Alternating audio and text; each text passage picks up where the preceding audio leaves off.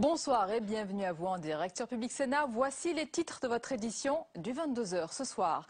Bal des passations dans les ministères et premier conseil des ministres de l'ère Hollande. Entre sobriété et émotion, les clés du pouvoir ont changé de main. Comment les nouveaux entrants endossent-ils le costume des responsabilités? Et surtout, quels sont les dossiers chauds qui les attendent? On en parle avec notre chroniqueur Jean-Louis Gombaud et Étienne Vernel, directeur de la rédaction du Point.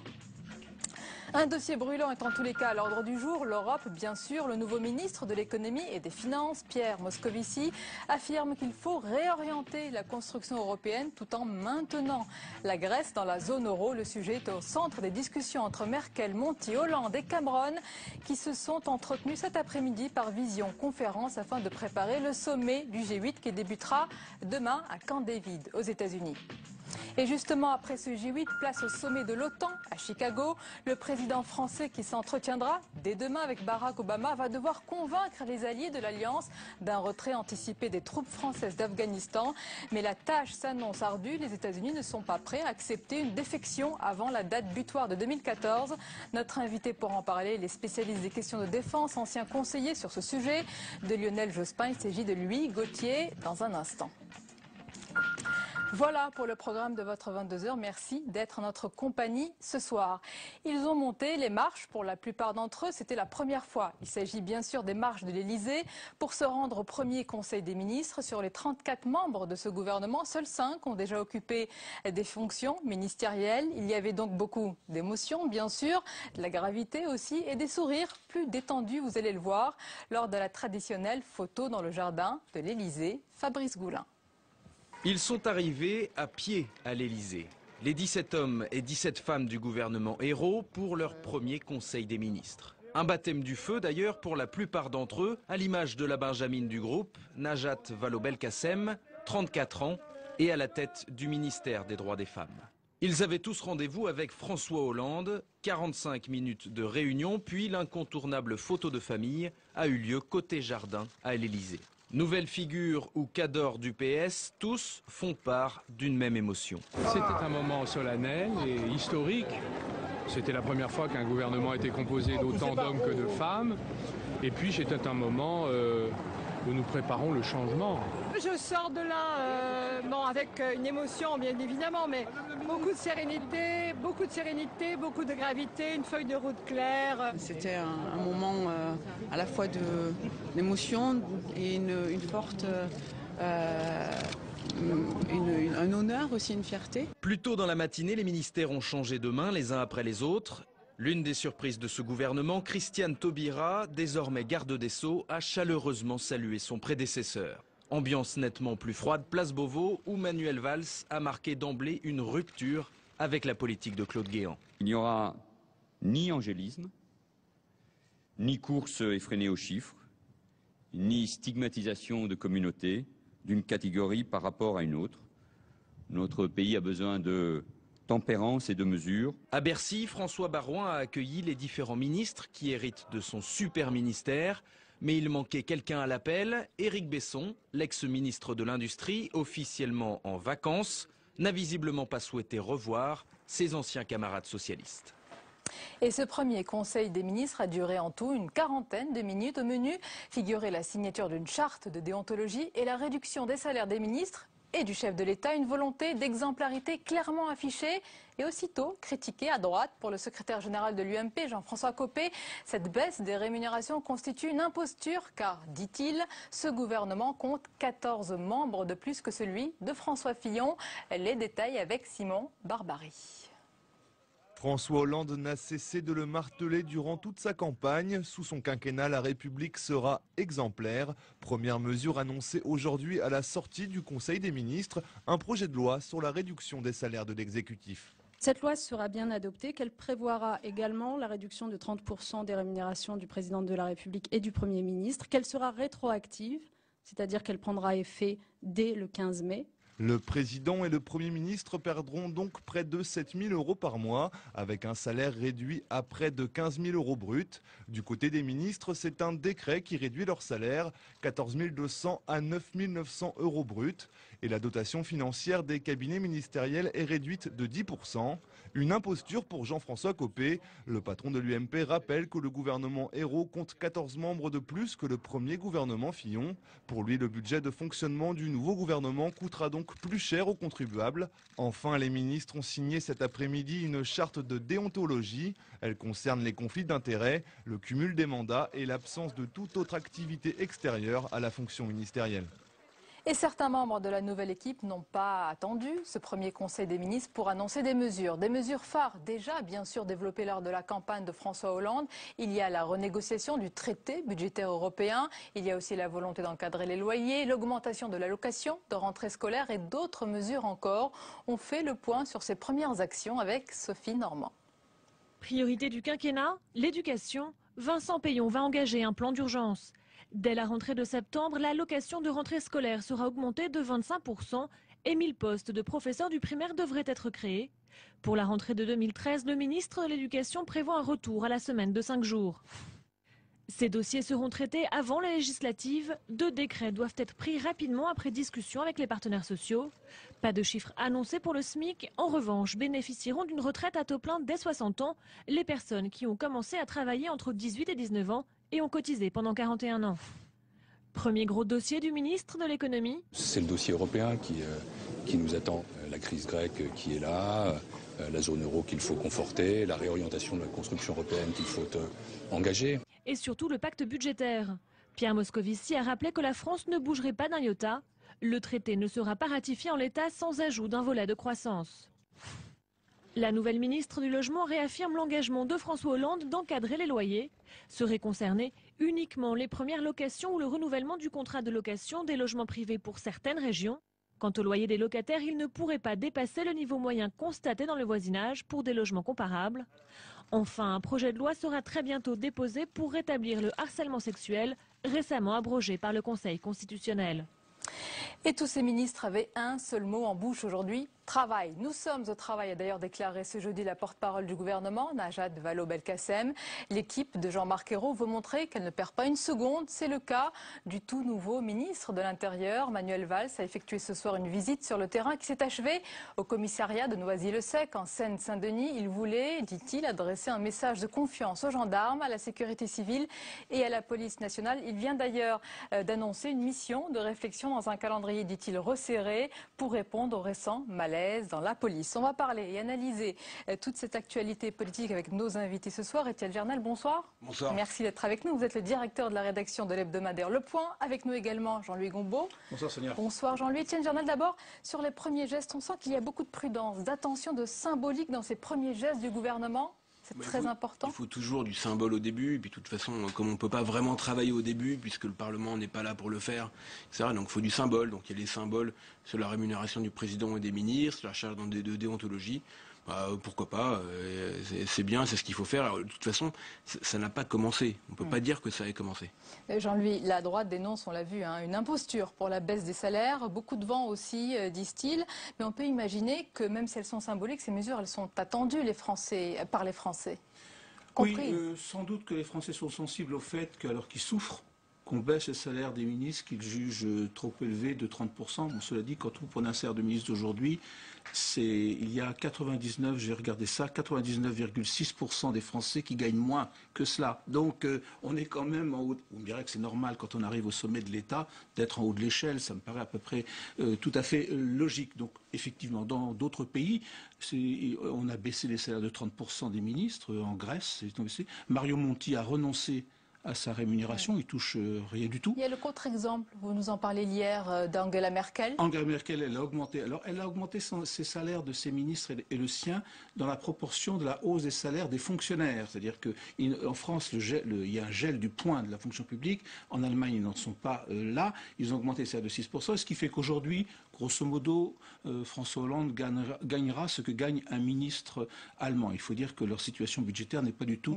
la même que la nôtre. Donc je ne dirais pas que c'est quand même du vent. Cela dit, je pense quelque part, quand vous regardez tous les pays où les ministres ont baissé leur salaire, c'est-à-dire Grèce, Italie, Espagne, Portugal, il y en a un autre également, l'Irlande, dans tous ces pays-là, les salaires des fonctionnaires 2 ans plus tard ont baissé. C'est-à-dire qu'on ne sait pas si quelque part on nous montre l'exemple ou si on nous montre un chemin. Étienne Jarnal, la consigne, c'est donc l'exemplarité. François Hollande a fait de la normalité son credo, son gouvernement devra en être l'illustration. C'est normal, c'est logique. Bah oui, c'est logique, mais alors après, on ne sait jamais, parce que quand on dit toujours au début d'un mandat qu'on veut être exemplaire, bah, il faut le sauter qu'il le soit, il n'y a pas de raison d'en douter d'ailleurs, mais on verra à l'usage, évidemment, des affaires, il y en a toujours après. Voilà. Effectivement, la question des salaires est très intéressante parce que finalement, quand on baisse son salaire d'abord, quand on est titulaire de l'autorité publique, eh ben, c'est aussi une manière de s'autoriser après à prendre des mesures de rigueur. Donc peut-être que ça annonce ça finalement.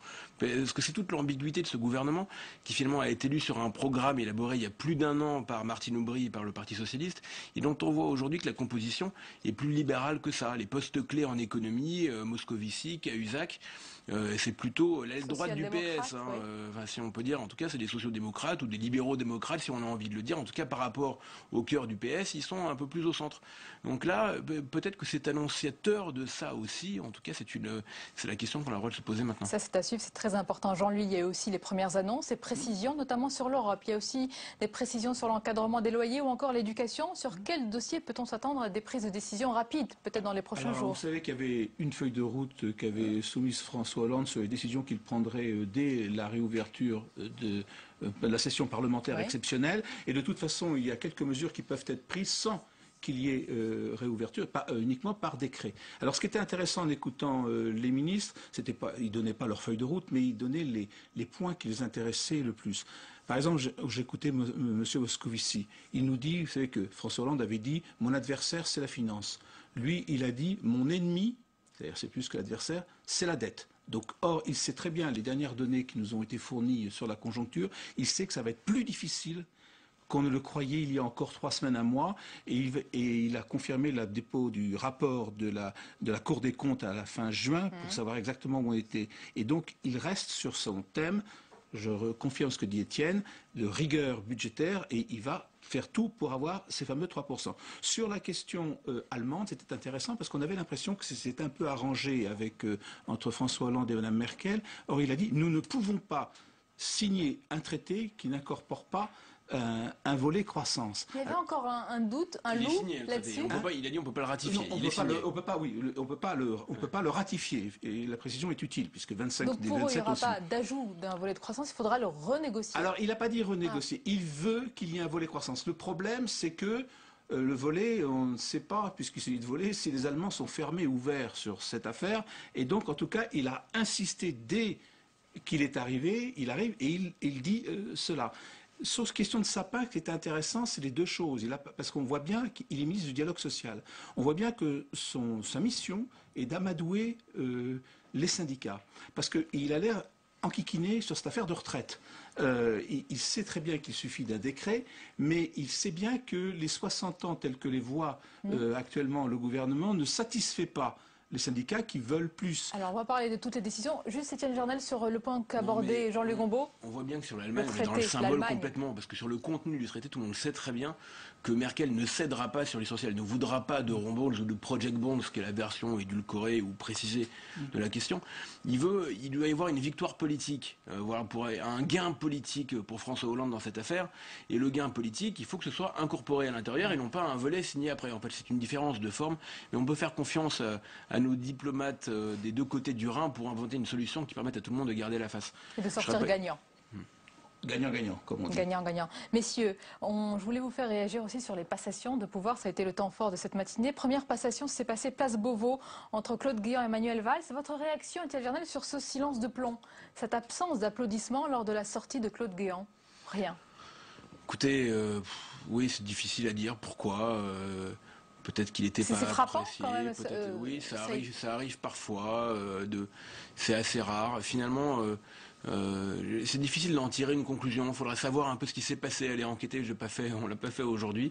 Ce serait intéressant de savoir pourquoi. Guéant est un personnage qui est assez impopulaire parce qu'il a incarné toute la face dure du sarkozysme, sur demande d'ailleurs, parce que c'est pas une question de ses convictions à lui, de son idée à lui, c'est un préfet, Claude Guéant, qui a appliqué on se demande pourquoi ses principaux collaborateurs ne l'ont pas applaudi en sortant. Peut-être qu'ils n'étaient pas tous là aussi. Peut-être qu'ils n'étaient pas tous là, peut-être qu'ils n'avaient pas envie de l'applaudir, peut-être aussi qu'ils ne le sentaient pas, parce que c'est quelqu'un, peut-être qu'il sentait une sorte de pression, que voilà, un personnage impopulaire, mal vu. C'est peut-être ça aussi, c'est difficile de dire, et je suis pas sûr que ce soit équivalent à un sondage. Voilà, c'est pas tout à fait la même chose. Alors, autre passation, autre ambiance, cette fois-ci entre Alain Juppé et Laurent Fabius. Alors, cette image, elle est assez frappante, de deux poids lourds. On les a souvent comparés. Tous deux ont rêvé un jour d'être président. Tous deux ont été des héritiers, quelque part. L'un de Jacques Chirac, l'autre de François Mitterrand. Ils étaient les chouchous. Ce sont aussi deux énarques de normaliens, côte à côte ce matin sous le soleil. L'un à 65 ans, l'autre 66 ans. Quelle image. Oui, on avait l'impression de deux grands fauves de la politique, des fauves un peu blessés parce que... Des fauves un peu blessés qui ont grimpé très tôt et qui finalement ont toujours couru après ce premier succès. Et puis ils se ressemblent effectivement ces deux hommes très respectés dont on considère tous les deux que ce sont des têtes, si on peut s'exprimer ainsi. Mais alors ce qui est intéressant quand même, c'est que pour le coup là il y a vraiment une détente. La politique étrangère de la France ne fait pas vraiment l'objet d'un clivage droite-gauche ou alors sur des questions de détail vraiment pas intéressantes. Donc là il y a une vraie continuité. On va en parler justement. Ouais. Jean-Louis, peut-être votre impression aussi sur cette image. Sur l'image du transfert de pouvoir entre Juppé et Fabius. Je me suis demandé Juppé et Fabius, je me suis demandé si en fait compte ils s'entendaient pas bien tous les deux. C'est la meilleure passation de pouvoir. Oui, c'est bien passé. Oui, c'est celle par rapport à ce qui s'est passé à Bercy où quelque part Madame Pécresse a annoncé le programme de 2013, c'était surprenant. Alors l'autre a dû rectifier derrière. Non, en 2013 c'est nous qui serons là, etc. Alors que là alors évidemment peut-être que les enjeux sont moins forts et ce qui facilite l'entente entre les gens. En tous les cas, toutes ces passations sont des moments. Deux poids lourds, mais il ne faut pas oublier que c'est un ministère important, un ministère très prestigieux, mais les enjeux aujourd'hui ne sont pas là. Justement, on va écouter un extrait de cette passation des pouvoirs entre l'ancien ministre des Affaires étrangères et l'actuel. Les pouvoirs passent, mais les intérêts de la France demeurent. Nous n'avons pas les mêmes options politiques, mais sur des questions majeures, nous pouvons nous retrouver et je sais que nous nous retrouverons. Je vous souhaite donc, dans votre vie qui commence, tout le succès que vous méritez et beaucoup de bonheur personnel. Voilà, finalement, ils s'entendent bien. Vous aviez raison, Jean-Louis. On va accueillir sur ce plateau Louis Gauthier. Bonsoir. Bonsoir. Bienvenue à vous. Vous êtes spécialiste des questions de défense. D'ailleurs, vous avez été conseiller de Lionel Jospin sur ces questions. Vous êtes également conseiller maître à la Cour des comptes. C'est bien cela. On est ravis de vous accueillir. On va évoquer ensemble, messieurs, tous les questions importantes de défense et des affaires étrangères en rappelant qu'un sommet de l'OTAN va se tenir à Chicago ce dimanche et ce lundi. Le président français y sera, bien sûr. Il va rencontrer Barack Obama où il sera question notamment d'Afghanistan. Louis Gauthier, je voulais d'abord vous faire réagir sur le nouveau ministre de la Défense, Jean-Yves Le Drian. Je crois que vous le connaissez bien.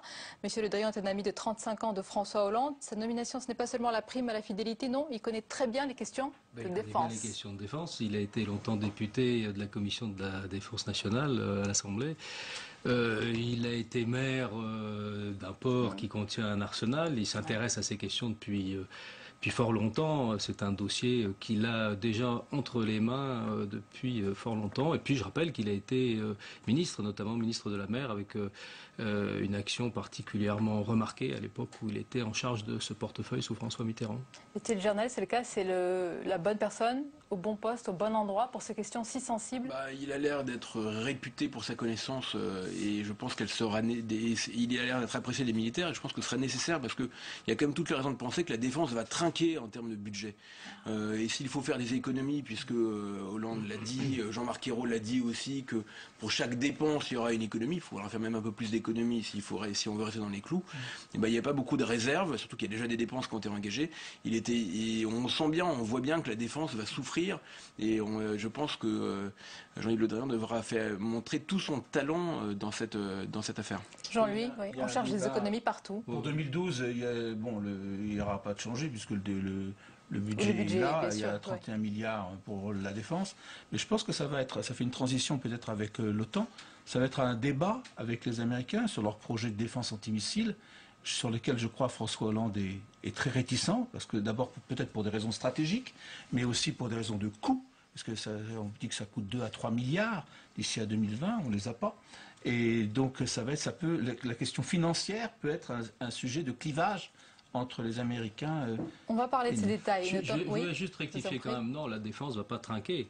Les choses ont été dites clairement. Oui, il y a une discipline budgétaire qui s'imposera à tous les ministères, mais il est bien clair que la défense ne sera pas une variable d'ajustement de cet effort. Ce qu'il y a, c'est qu'effectivement, c'est un gros ministère avec un budget important, et le réglage de la programmation militaire, le réglage des dépenses, c'est quelque chose effectivement toujours de difficile. Il y aura un nouvel exercice de programmation militaire à faire, et justement parmi les atouts... Ça sent très très fort le report de livraison de matériel, etc.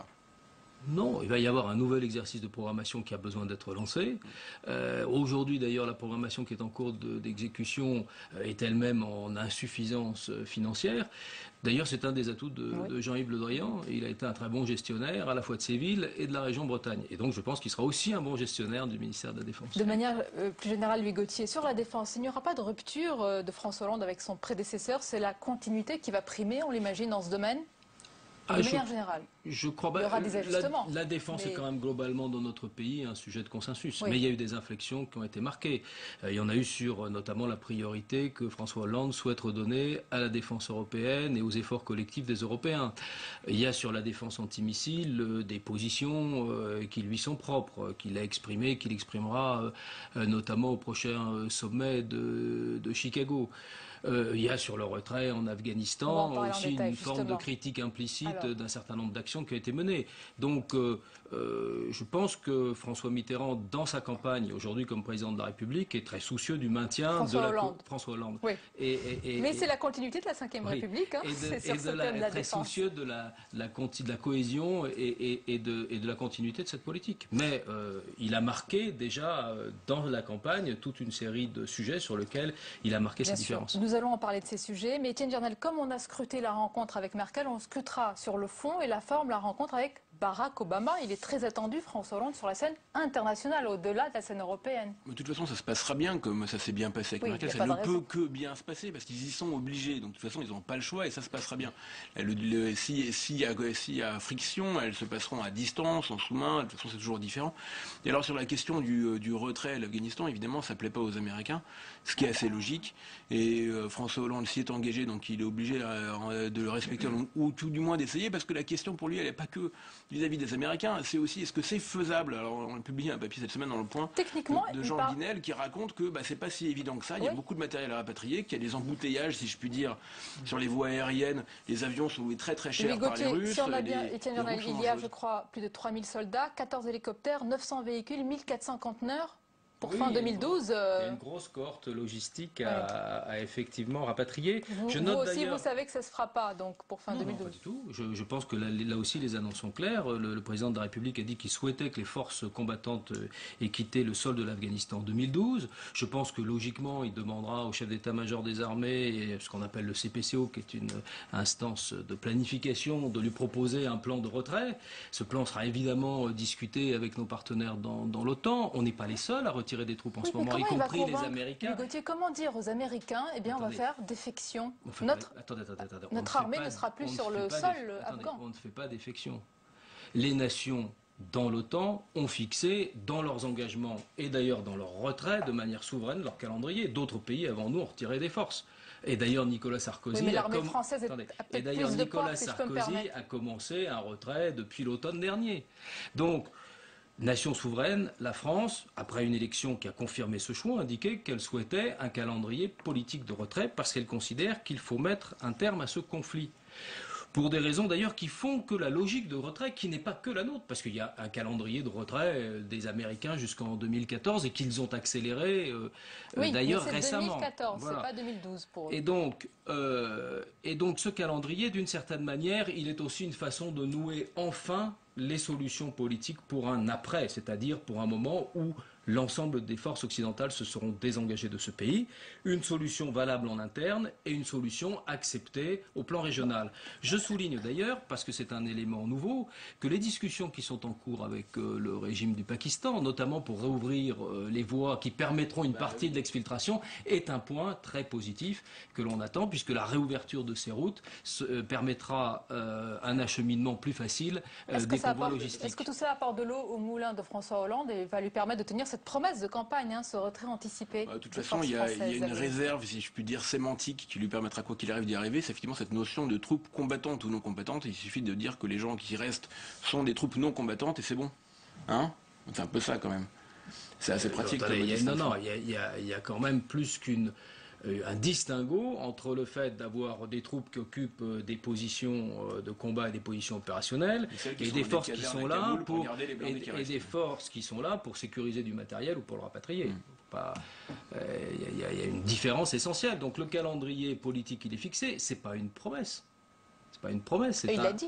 C'est-à-dire, ça ne s'exprime pas en termes de promesse. Oui. C'est un choix de souveraineté nationale.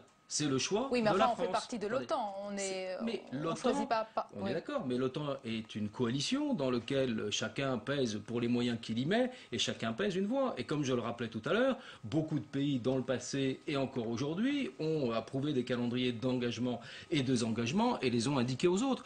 Je signale d'ailleurs que ce sujet n'est pas une surprise. Les Américains ne découvriront pas demain à Chicago les déclarations de François Hollande. Non seulement elles ont été publiques... Mais lui peut découvrir leur réaction. Non, non, parce que je dirais que depuis un certain nombre de temps, les choses sont préparées. Les discussions ont eu lieu pour faire en sorte justement que cette question ne soit pas... ce que vous savez peut-être de ces discussions, ça avance. C'est l'homme du consensus, François Hollande. Là encore, il peut sortir gagnant. Dire à nos amis américains que ne faisons pas de cette question un sujet de polémique, qu'il n'en est pas une.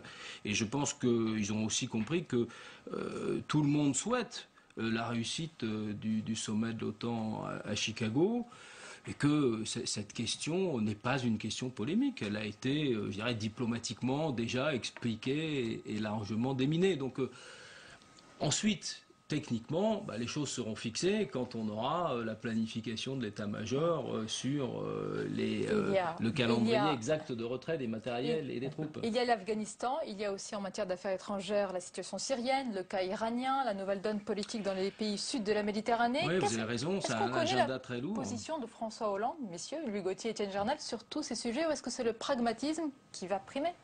Il n'y a pas que le pragmatisme. Il a d'ailleurs indiqué qu'en matière dans son discours, y compris dans son discours d'investiture, l'attention qu'il portait à la légitimité internationale, aux règles, au respect de l'état de droit.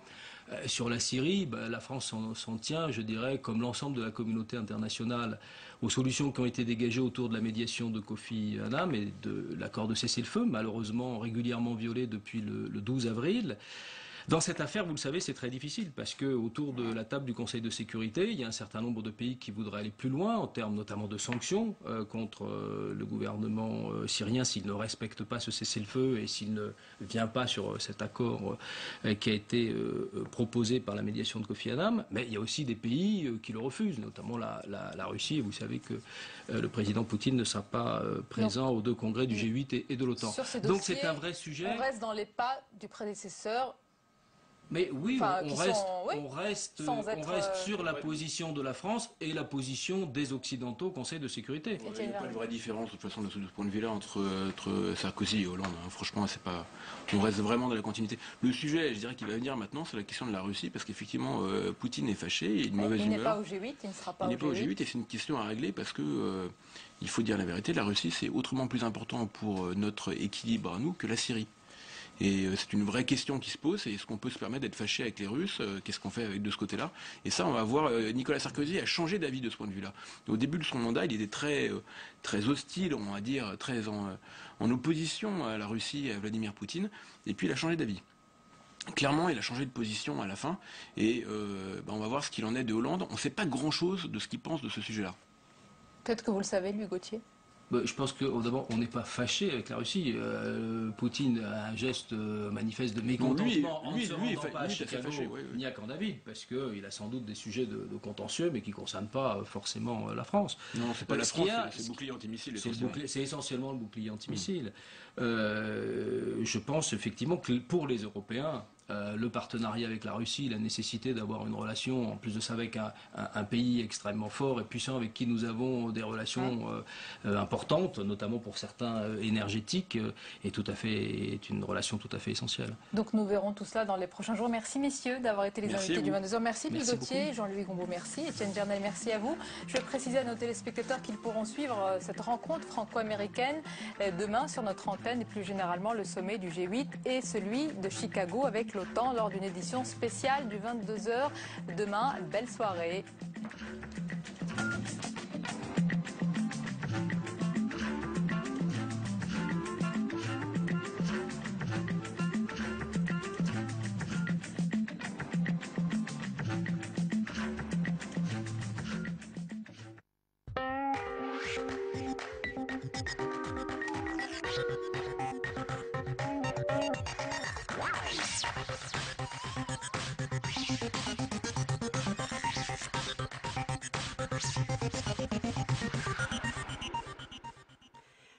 Bonjour à tous, bienvenue à bord de la Politique c'est net, la présidentielle vue du web. Vous le savez, vous pouvez commenter l'émission sur Twitter avec le hashtag LPCN. Nous attendons vos commentaires. Tout de suite, le sommaire. Au menu cette semaine, à l'issue de l'élection présidentielle, retour sur la net campagne vue de l'intérieur vécue par ses acteurs. Vie ma vie de responsable web politique, c'est le débat du club des gazouilleurs. À suivre nettement plus, la chronique numérique d'Aude Baron, rédactrice en chef du site du Nouvel Obs, Le Plus. Mais tout de suite, c'est l'heure du Weborama, la revue du web subjective et néanmoins impartiale. Le zapping des vidéos et des initiatives citoyennes passées au scanner par Paul Bouffard. Angela Merkel déprime, l'euro fait une crise cardiaque. La chaîne de télévision taïwanaise NMA parodie en ligne la victoire de François Hollande. Au menu de la vidéo en 3D, imagination et ironie. Avec François Hollande, fini l'austérité. Armé de son pistolet laser, il pulvérise les riches et leur dérobe 75% de leurs biens. L'euro n'a qu'à bien se tenir, les vieilles monnaies européennes sortent de leur tombe. Et selon la chaîne taïwanaise, c'en est fini du système Merkozy.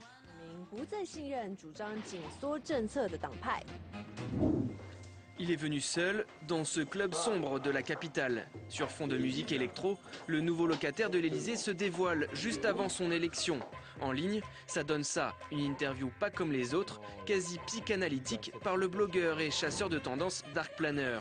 Dans le cabinet des curiosités, François Hollande se lâche. Il révèle les fondements de sa victoire, son inspiration dans la culture Obama et pousse vers le philosophique, son rapport à l'esthétique. Il y a une esthétique du pouvoir. Celui qui a une fonction élective, encore davantage quand elle est au plus haut niveau, il doit montrer qu'il est digne de la confiance qui lui a été donnée. On ne peut pas se comporter, enfin moi j'ai pris cette position, on ne peut pas se comporter comme n'importe qui, n'importe comment. Sarkozy et Hollande qui chattent sur Facebook, Carla qui poque François, eh bien oui c'est possible, enfin seulement sur la nouvelle page imaginaire et parodique de François Hollande. L'idée est signée Gonzague, trublion de la toile. On y découvre la nouvelle photo du vainqueur, likée immédiatement par Jacques Chirac. Ségolène Royal tente de reprendre contact, mais Valérie monte la garde, jusqu'au moment où DSK fait irruption. Dur d'être le nouveau président sur Facebook.